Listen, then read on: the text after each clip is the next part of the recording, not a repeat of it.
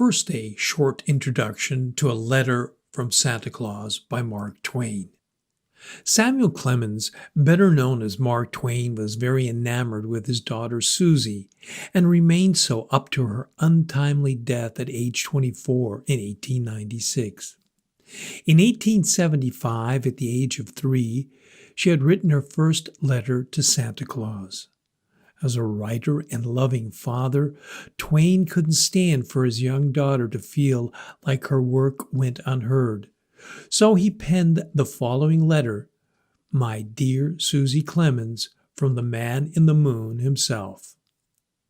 This story has been widely shared since in anthologies as an endearing reminder of the spirit of Christmas and the love of parents for their children, who year after year, in various ways, manage to keep the magic alive. Now listen to A Letter from Santa Claus by Mark Twain. My dear Susie Clemens, I have received and read all the letters which you and your little sister have written me. I can read your and your baby sister's jagged and fantastic marks without any trouble at all. But I had trouble with those letters which you dictated through your mother and the nurses, for I am a foreigner and cannot read English writing well. You will find that I made no mistakes about the things which you and the baby ordered in your own letters.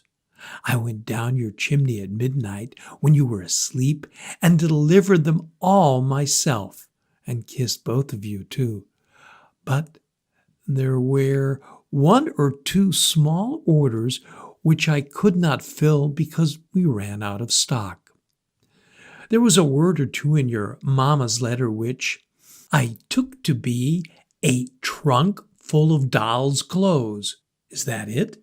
I will call at your kitchen door about 9 o'clock this morning to inquire. But I must not see anybody, and I must not speak to anybody but you. When the kitchen doorbell rings, George must be blindfolded and sent to the door. You must tell George he must walk on tiptoe and not speak, otherwise he will die someday.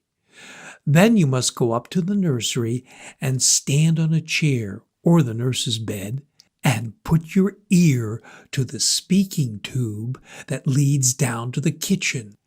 And when I whistle through it, you must speak in the tube and say, "Welcome, Santa Claus!"